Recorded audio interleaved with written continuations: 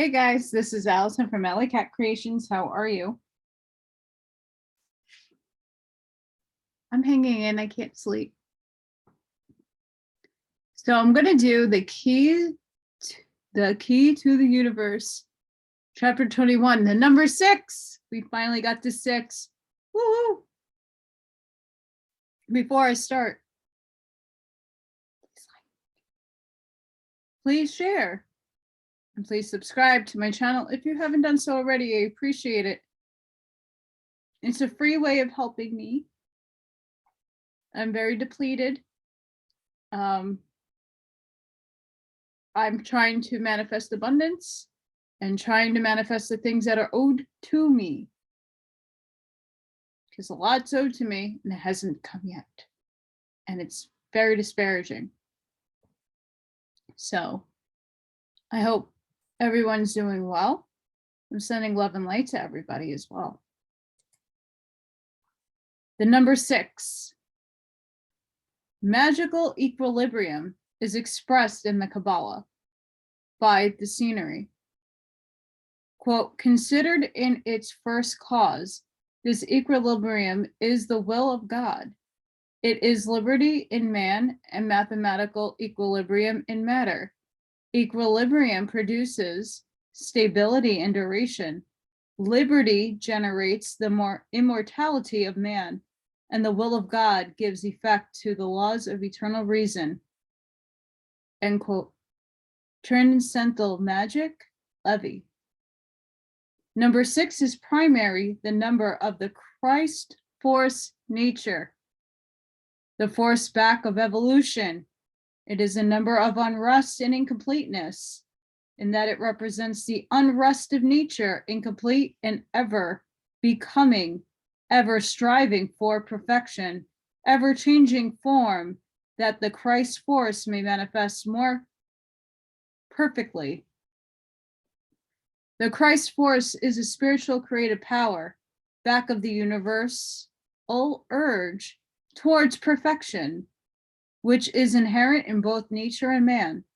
As we have said elsewhere, quote, it is a spiritual emanation from the Godhead, the Son of God, or the Godhead in its creative aspect.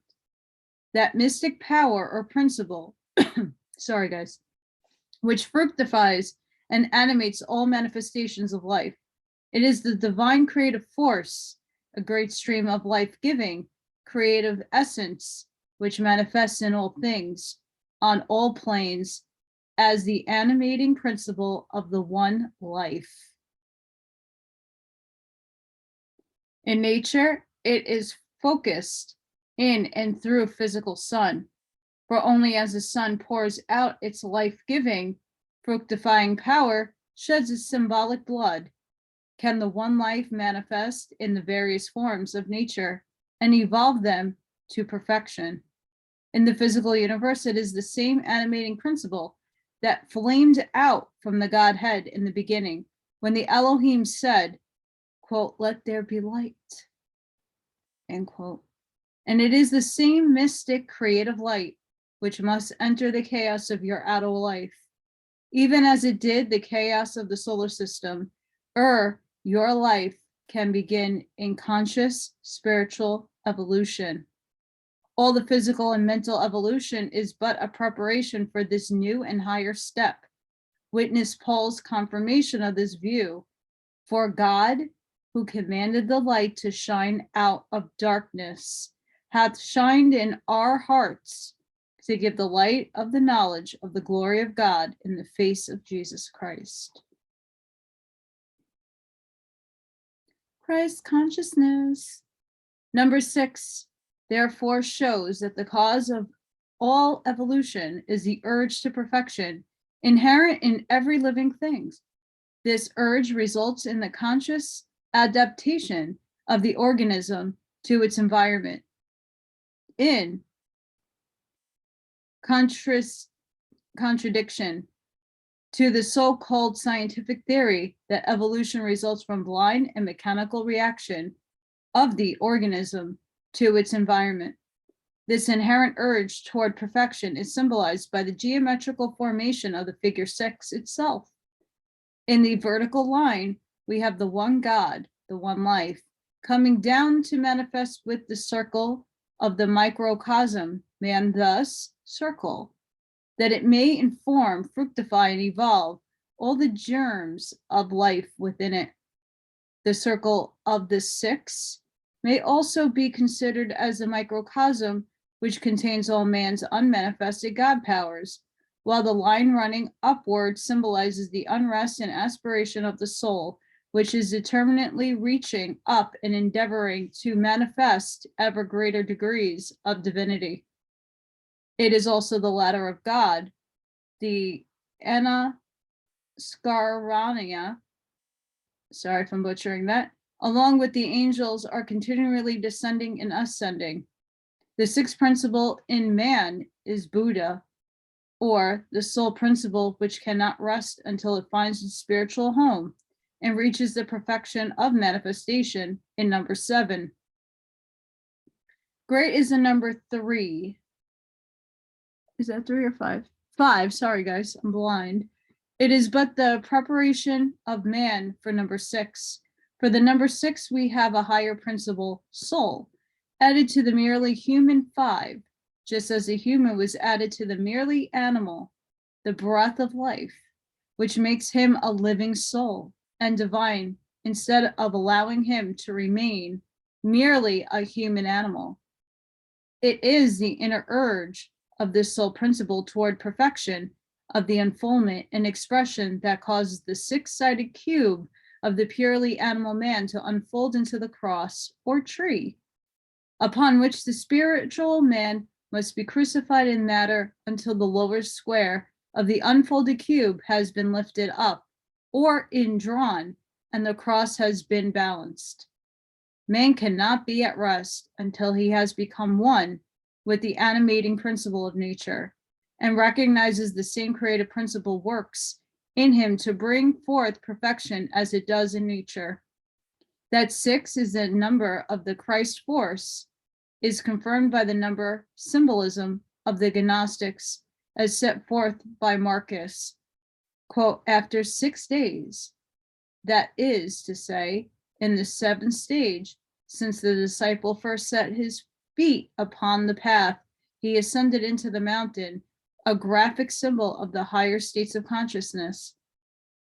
The 6 being thus of the same essence as the world mother, wisdom, contains essentially in himself the whole number of all the elements of powers. Again, it was on the 6th day, the preparation, that the divine economy or order of things manifested the last man, the man from heaven, for the new birth or regeneration of the first man or first man of earth. And further, the passion began in the 6th hour and ended in the 6th hour, when the initiate was nailed to the cross, all of which was designated to indicate the power of creation, inception, and regeneration or rebirth consummation, typified in the number 6. Again, the spoken or infallible name of the Savior Jesus consists of 6 letters, while his infallible name consists of 24. Again, at the baptism, there descended upon Jesus the dove, which soars again to heaven, its upward course completing the Jesus, or 6, and making him into the Christ, or 12, the information, or according to knowledge, or perfect illumination. Much has been said about the coming 6th subrace, into which we are now entering, and in which the seed of the 6th great race shall be sown, and we look forward with great expectation to its accomplishments. But to comprehend that which shall be, we must consider the significance of the various races. In the 5th race, man reaches the point where he is above the mere physical animal man. 4, and is the human. 5, with the power to dominate. But at this point in his evolution, he has also the power to reach out to number 6 and begin to contact 6 race powers. During the 4th race, man struggled through the astral world and by his psychic powers and the lower aspects of mind, dominated and enslaved the lower kingdoms. During the fifth race, man has been learning to dominate the lower kingdom through the use of his magic pentacle and is reaching up into the sixth of Christ's power. During the sixth race, he will evolve and ultimately dominate through spiritual power. Happening now. Even today, man is grasping the ideal of dominating as soul rather than as king of the physical world. Ultimately, there must come the Superman who shall dominate the physical and reach up into the higher realms and find his fulfillment in the seventh race. Number 5 is the sign of accomplishment. Number 6, the struggle towards a higher accomplishment. And 7, the crown of attainment. 6 is a number of toil and labor, also the great work which each soul must accomplish. 6 days shalt thou labor and do all thy work, says the commandment. The children of Israel gathered their manna during 6 days of the week, but none on the seventh.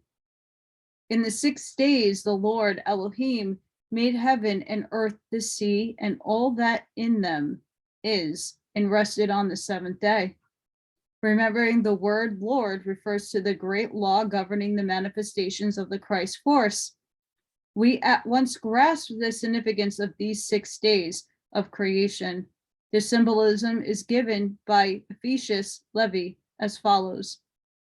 First day of creation, the light splendid and radiating, unity number 1. Second day, the firmament, or the necessary separation between spirit and form, between the fixed and the sorry guys, I can't pronounce that, between the heavens and the earth. Third day, germination of earth under the influence of the heavens. Germination begins with the revelation of the ternary. Fourth day, the sun and the moon rule over the day and the night. Division of the seasons by the quintenary. Primitive quadrature of the circle. Fifth day, life manifests itself in the bosom of the elements. Constitution of the kingdom of man in the number 5. Sixth day, the earth and the fire respond to the air and the water and give their living animal. The triangle, which is the reflection of the Jehovah, forms itself in the soul of man, and God says to him, Facimus hominin, for man must share in his own creation. Seventh day, on the seventh day, God rests. That is the septenary, being the perfect number. There remains nothing to be done after it, number 7. He also gives a symbolism of the first 6 chapters of Genesis as follows. First chapter, the unity of God manifests and sums itself up in the unity of man. Chapter 2, God completes man by woman and intelligence by the law. Third chapter, the serpent interposes as a third between innocent man and woman. God interposes as a third between God, man, and woman. Interesting. Fourth chapter, Adam and Eve begot Cain and Abel, and from the 2 they became 4. Fifth chapter, humanity sums itself up in the person of Seth, who is the heir of Adam and Eve in the place of Cain and Abel. 1 becomes the synthesis of 4. It is the 5, its whole power. Sixth chapter, creation of political and religious humanity, beginning of the antagonism between the sons of God and the children of men. 7th chapter, Noah and all his household rested in the ark for 40 days and 40 nights. The raven was sent forth, and the ark rested in the 7th month, on the 7th day of the month, upon the mounts of Ararat. Can you believe that all this is found thus arranged by chance? And do you imagine one can understand a single word of the Bible without the key of the sacred numbers? Not only did the great law create the earth, the sea, the heavens, and the material universe, but the same law is continually creating the same conditions both in nature and in man. It is not the incessant working through matter of the same Christ force that creates, evolves out of the seed of the tree, out of the bud, the flower, and fruit, and in man out of his fleshy desires, spiritual aspirations, out of a dense physical body, a spiritual body. All is a result of the God word urge to perfection, and the law will continue thus to work as long as number 6 prevails. For number 6 is incompleteness, and the great law will rest only when the 7th day dawn, when there is no more incompetence, hence nothing to work through. Therefore the Lord, law, blessed the 7th day and hallowed it. The blessing is the result of the work accomplished, the blessing of rest and satisfaction. All things that are completed are hallowed by the very fact of their completion. We toil over a task, and when it is done, and well done, which is the meaning of the completeness, what a feeling of perfection and satisfaction is ours.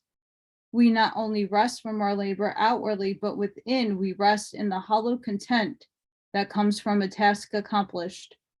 Hence, number 7 is always a time of hallowed rest, a blessing of accomplishment, and it is the law which brings it. It was on the 6th day that man was created in the image of the Elohim. The Elohim were none other than, quote, the Seraphim of construction, the 6 Dayan Kohans, or Manos, or Prajapatis, synthesized by the 7 Barahashi, the first emanation or logos, and who are called, therefore, the builders of the lower or physical universe, all belonging below these 6. It's the stars Solomon, whose essence is the 7th, are the Abdahi, the base of the fundamental stone on which the objective universe is built. The Numani, I'm sorry with these words, I can't, the names, butchering them, sorry, of all things, hence they are at the same time the forces of nature, the 7th angels of presence, the 6th and 7th principles in man, the spirito-psycho-physical spheres of the septenary chain, the root races. In the vision of Enoch, he tells us that the 6th gate of heaven is at the east. The sun now returns to the east, entering into 6th gate, and rising, setting in the 6th gate 31 days on account of its signs. At the period, the day is twice as long as night. In other words, the 6th gate, or number 6, represents the period for labor, as Enoch called it, the 6 hours, or the period for work. It is the day, is the long day, twice as long as night, in which evolution struggles for perfection. And since the life force manifests in a spiral, if we take a spiral having 6 turns, we find that at the 6th turn, the line representing the outgoing force is twice as long as that of the previous turn. The idea of connecting number 6 with labor and the working forces of nature is well illustrated in the structure of the bee and the ant, which are important factors in evolution and most widely accepted symbols of industry and systemized labor. Bees, wasps, and ants, which all belong to the same family, are recognized as being 6 structured, being made of mandibles, 2 pairs of wings, and 3 abdominal segments, the head being classed as one of these. They also have 6 legs. The social instincts and industrial habits of the ants have made a great impression on the minds of man in all ages. Solomon tells us Go to the ant, thou sluggard. Consider her ways and be wise. Both the bee and the ant are said to have come to this planet from Venus, and in the Greek legend, Cupid and Psyche, which is the story of the soul, Psyche, in its struggles through matter, its seduction by mortal love, Cupid, and its final purification through incessant labor and suffering, we again find the ant. When Venus gave Psyche's seemingly impossible task to perform, the six-legged ants came to her assistance, and by their industry and patient perseverance, ultimately performed every task, even through Psyche had to descend to the infernal regions and wrest from the Proserpine the secret of her beauty. Proserpine, who spent half her time among the gods and the other in the netherworld, as the wife of Pluto, represents nature. Hence, the secret which the soul must wrest from nature is the secret of the ever-working, rejuvenating, and acting power of the first life, the Christ force, or number 6.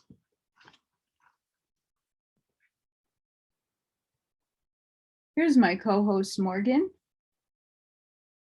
Say hi. I'm gonna purr.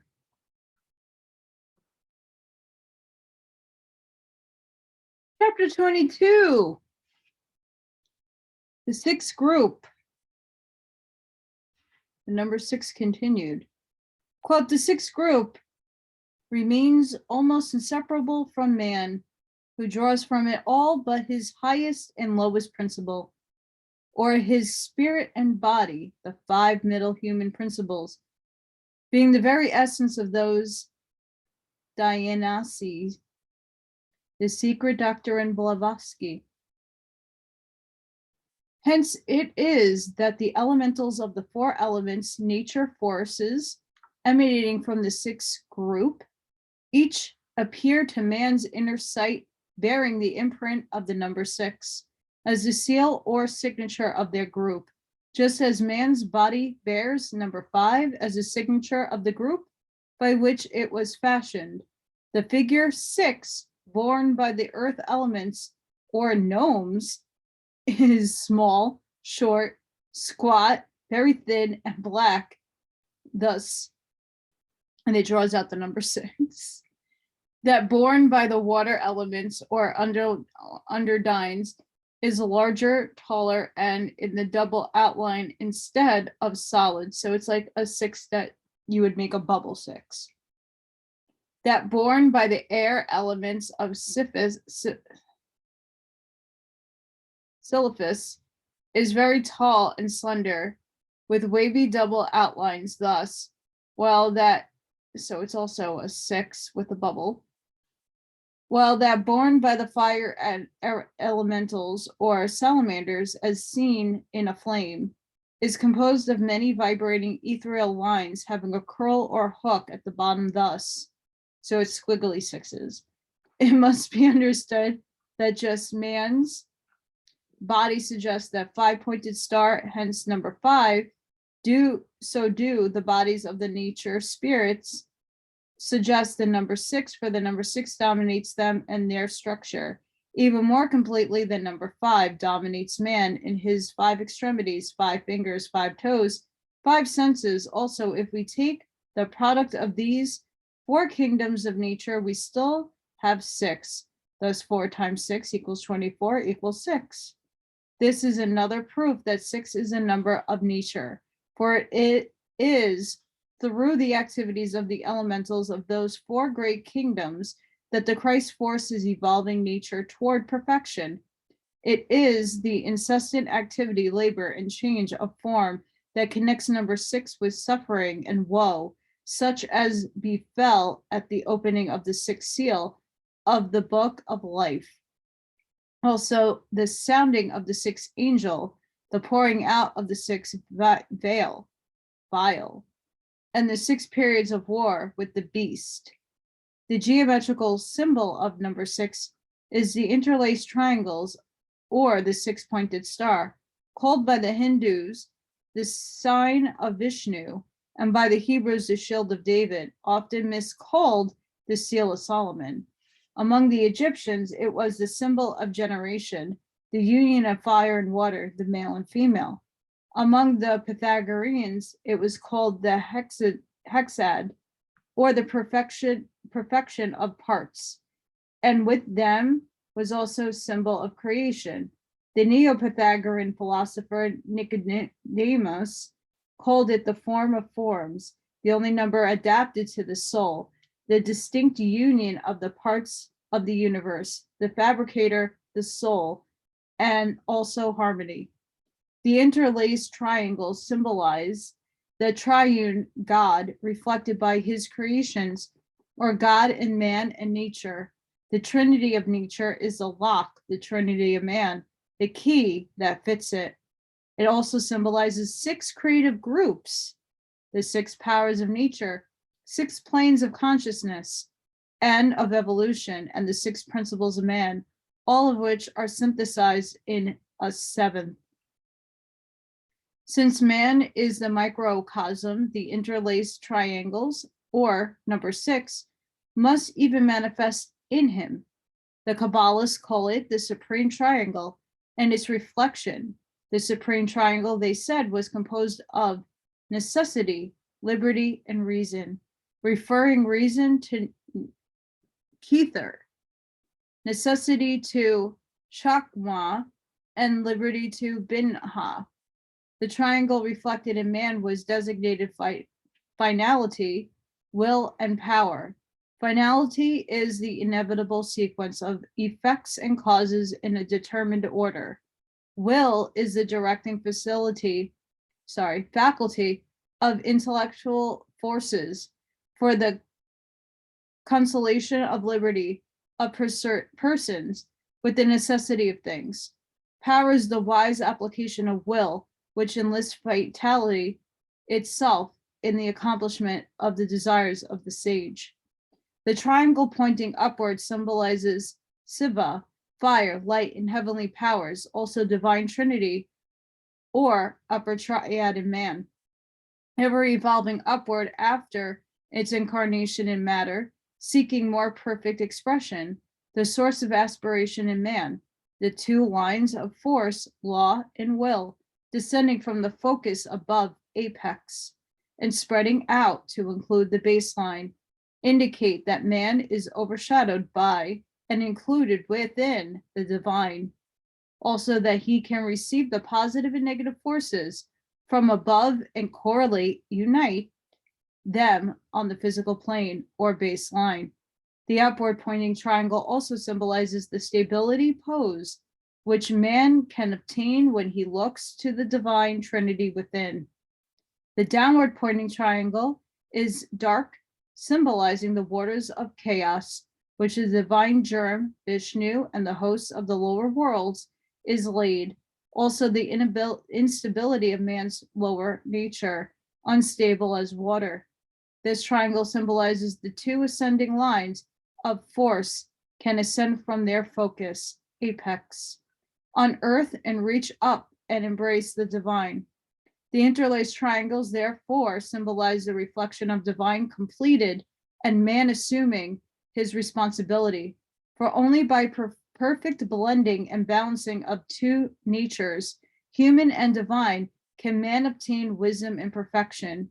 In other words, man can obtain wisdom only as he can correlate his consciousness with both the realm of the divine and with the realm of nature, whose symbol is 6. According to the Kabbalah, the first trinity is called the macro prosperous. I hope I got that right.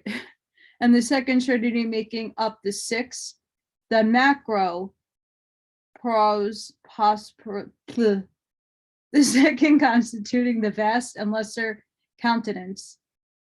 Oh gosh, it's like every other freaking sentence. Sorry, guys.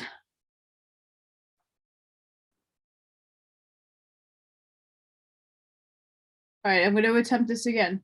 The macro prosopus, is all brilliancy and dazzling light, while the macro prosopus, or lesser continent, shines only by reflected light. Thus must the two triangles, the light and its reflection, be interlaced to form the six-pointed star, the symbol of the microcosm. The 6 days of creation correspond to the 6 forms of the micro prosopus. The 6th Sifra is called Tifereth, beauty or mildest, the divine name Elah Vadath, and the angelic names Shimonim and Melchihim. The 6th Sifra completes the 2 trinities, the first, the divine Father, Mother, Son, and second, power, greatness, fortitude, also strength, beauty, clemency. Bring the reflection of the Godhead on earth. These are the magic forces which manifest through the interlaced triangle. In short, the divine reality back of this mighty symbol is that when the God attributes are not only reflected but interlaced and balanced in man's life, he becomes a mighty magician, and all the forces within himself and nature must obey him. While this symbol has a certain power in itself, its full potency is manifested only when the dual forces are interblended and used to bring forth the Christ man in the life.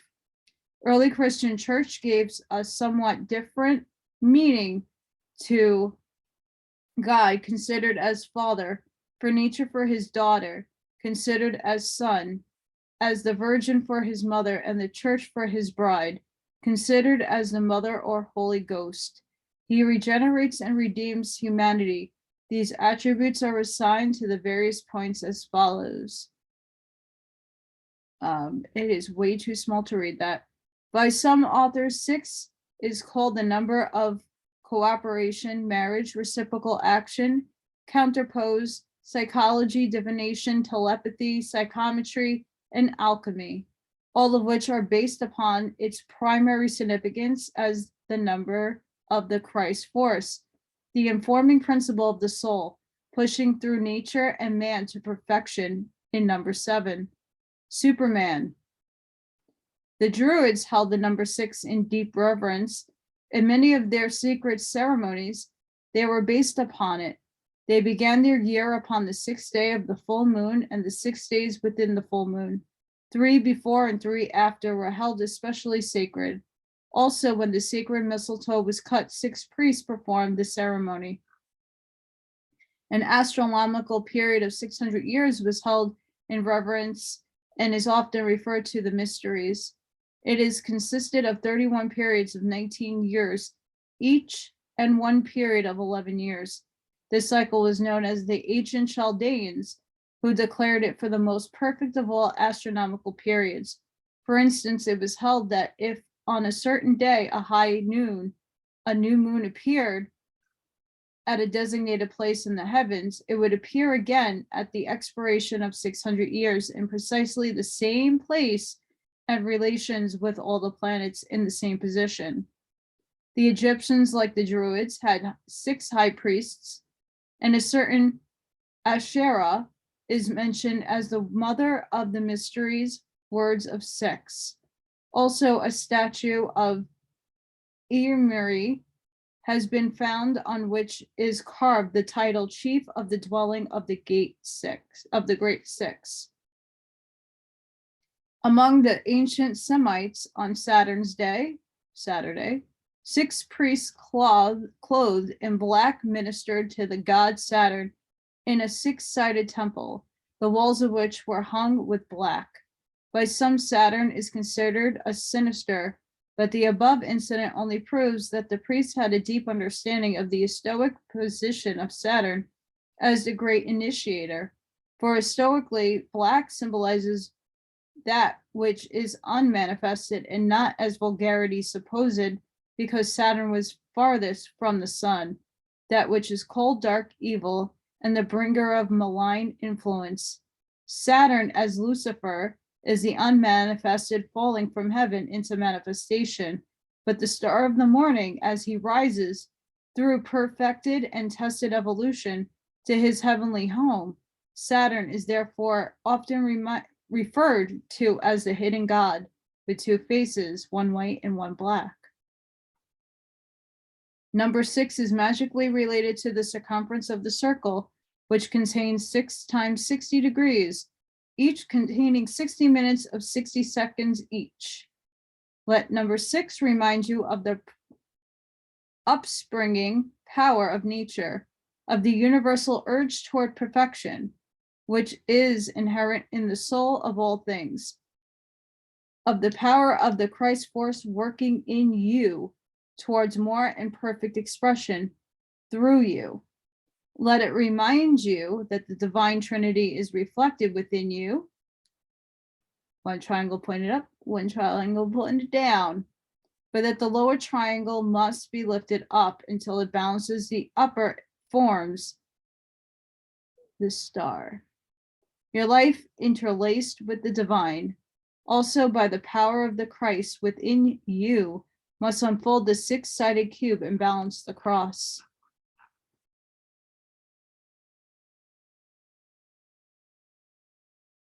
Chapter 23, the 6th letter, Vow. Va. He produced Va, predominant in mind, crowned it, combined, and formed it with Taurus in the universe. Ar, May, in the year, and the right kidney of man. That's coming up. This is Taurus season, baby. The 6th letter of the Hebrew alphabet is Va. It is a simple letter connected with Taurus, and its meaning is an eye.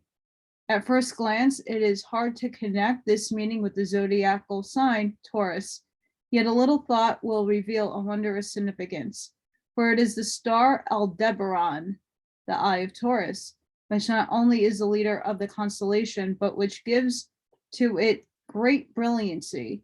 Taurus is composed of 2 brilliant constellations of 7 stars each, the Pleiades, which are ruled over by the 7 Rishis, and the Hades, called the sisters or feminine aspect of the 7 great expressions of Elohistic force, the Rishis. The Hades form the head and neck of the bull, which the Grecian myth says bore the Europa across the seas to Crete and was afterwards raised to the heavens by Jupiter as a sign of Taurus. Another myth is that these constellations were raised to the heavens as a reward for having brought up Zeus at Deborah and taking care of infant Dionys Haius. Aldebaran, the eye of the bull, is a star of a brilliant reddish color with the magnitude of half and is the principal object of this group. But it is true occult significance is that when this star is in conjunction with the sun, it is from that point of the ecliptic that the calculations of new cycles are computed. Similarly will at once be noticed between the first mother letter Alf and Va, Vu, Viv, which is also related to Taurus. The difference is that Alf relates to the sign in its creative aspect, while Vu, Thou, is the manifestation of its force upon the earth. I should know this letter's pronunciation because, I mean, we can make assumptions, but I did try Hebrew school and you learn the alphabet, and then of course wasn't for me and my parents didn't force me, so, but I should still know that. Guys, I was born a Southern Baptist, okay? Just by FYI. In St. Matthew, we read, "The light of the body is the eye. If therefore thine eye be single, thy whole body is full of light, as above so below. When the eye of man is in conjunction with the sun of righteousness, or is looking to that source of light alone with singleness of purpose, for the point we can calculate a new era in his life. for he has completed his cycle of darkness. Again, Taurus is an earthy, fixed sign, and it looked upon as unfortunate. Its children are plotters, are often poor, and find life full of vicissitudes and sorrows brought about, however, largely from their own want and poise and balance. And it is in just such earthly conditions that we must learn to fix our eye upon the sun if we wish to reach into a new cycle or a new condition. The eye is often spoken of as the window of the soul, and in Taurus, the soul may be said to be shut in a dark dungeon. But in this dungeon, there is a window facing the east, through which the eye can see the rising sun, whose beams shall fill the dungeon with light. Hence, the eye represents the force of soul struggling in its prison house of flesh to penetrate through the mists and find the light, just as number 6 is the Christ principle struggling in matter, but always upward towards the light. In view, we also have another symbol that of a link between the human and the divine, just as the neck in the body connects the head with the trunk in which it is located, the heart. The 6 is called the hexad from the Greek word hex, meaning 6, the Latin, which is sex. Hence, sex, or number 6, the Christ principle must be considered as manifesting through the two expressions of sex in humanity, man and woman. Sex or 6 expresses a definite cycle of experience through which all creation either has or will pass, but through which man and woman are passing today.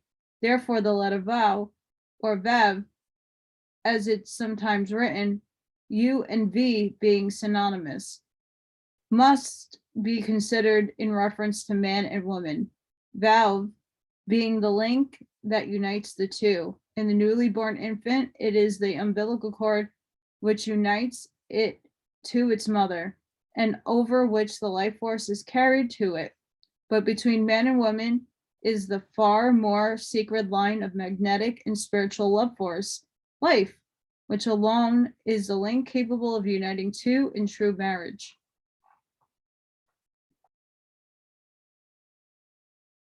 Lovers!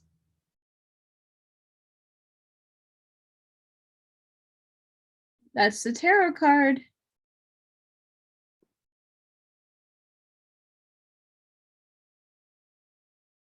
Yeah. In the 6th card, the 6th tarot card, the Lovers. In the 6th card of the tarot, we have the idea of Vav as a link strongly brought out. This card is called the Lovers and pictures a young man standing motionless at a point where two roads meet, the two paths, the straight and narrow path which leads to life everlasting and the broad highway leading to the city of destruction. His arms are crossed upon his breast in an attitude of deliberation, for the hands always indicate ability to accomplish, hence they are crossed on the breast when work is done. The hands are thus crossed in moments of idleness after accomplishment or in death. Before him stand a woman, each with a hand upon his shoulder, while with the other hand each is pointing to one of the paths. The woman on his right has a circlet of gold upon her head. She is true love, pointing him to the path of duty, which winds uphill all the way. The woman on his left is disheveled and crowned with vine leaves. She points him to the path of pleasure and dispensation. These two figures represent virtue and vice, or the angel messenger of love to link him to the divine, and the messenger of evil, the link which will bind him to the seduction of the senses.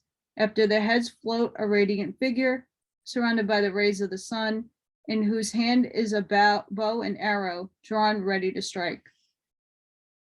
So this isn't the original, this is a modern day Lovers card, FYI. Their hands are not crossed. Okay. So don't get confused. I know that was very confusing. But the original card that was the depiction. This card is a true symbol of the sign Taurus, for at this point the soul must meet all the seductions of the senses, which are ruled by Venus, the dual planet. It also contains the figure of justice, with his bow and arrow pointed at vice. This figure represents the star Aldebaran in conjunction with the sun, also the number 6, the Christ force, which will send out its arrows against the vice and will utterly destroy all evil, even as the rays of the sun shoot out their arrows of light and destroy all germs of disease. Suffering is inevitably linked to vice, for the wages of sin is death, but the gift of God is eternal life. It is not the difficult climb up the mountain path that brings death, but the wages you have earned. We must stop earning death and allow the gift of eternal life to manifest. Hence, if the young man chooses the path of vice, he links himself to death, which is his only savior, for at each death of the body, we are saved from committing further sins and reaping further suffering.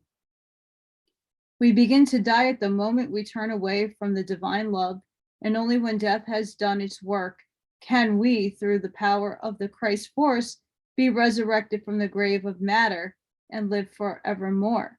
If the young man chooses the path of virtue, the Christ will work with him, and the arrows of justice will prove to be shafts of fiery life, pushing all that is in him upward into life eternal. The symbol of valve is love, and only love is the light of the eye. How dull an eye through which selfishness looks, but how bright and clear when love shines from it. Love is the only link that we can unite us to the divine. Human love, however, must be a golden link, and the one we love must be crowned with gold of spiritual ideals. For if we substitute lust for love, we find a link of heavy iron chaining us to something loathsome, chafing our flesh, hampering our movements. Link indeed, but a link with death. The 6th commandment, thou shalt not kill. Exodus. The 6th commandment, although short and definite, nevertheless derives its stoic significance from the meaning of the number 6. The Christ force fighting its way through the limitations of matter into more perfect manifestations. Since the first life, which animates all forms of life, is immortal, the only thing we can kill is the form of manifestation of divine spark, whether in humanity or in the lower kingdoms. As we have said elsewhere, the only sense in which man can kill is to separate any form of life from this stream of the one life force, or to dam it up and refuse to permit it to manifest. Therefore, anything that we may do to retard the manifestation of Christ's force in humanity or in the world is killing in its true sense. The thing we are really killing or retarding, however, is our own manifestation, our own evolution. This is killing in the sense of separating our life form, the one life, and pushing ourselves back into the darkness of ignorance, selfishness, and personality. Death is separation from God, or the divine life principle, and our ignorance consists in the belief of disillusion, that we can stop the one life from unfolding within another, and at the same time not retard its manifestation in ourselves. Every evolving soul passes through many deaths in many conditions, yet by the power of the Christ and the Christ, he must ultimately triumph over death and no longer either cause or suffer death. It is said that the last victory is over death. In grave, we conquer by learning that every thought of antagonism toward another is helping to retard the manifestation of divine love and life, which is seeking expression through the one.